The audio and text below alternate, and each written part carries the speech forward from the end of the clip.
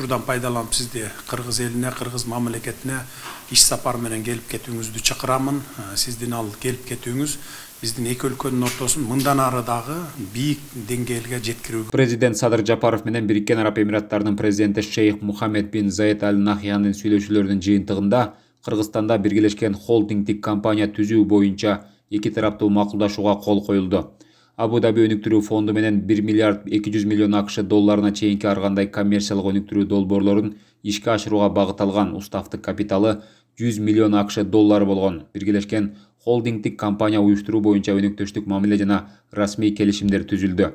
Финансылык ресурстар менен кирүүдөн тышкары Эмират тарап бизнес компетенттүүлүгү жагынан камсыз кылат. Компания жетекчилиги Эмираттардын мыкты ишкерлик тажрыйбаларын колдонуу аркылуу корпоративдик башкаруу принциптеринде иш алып барат.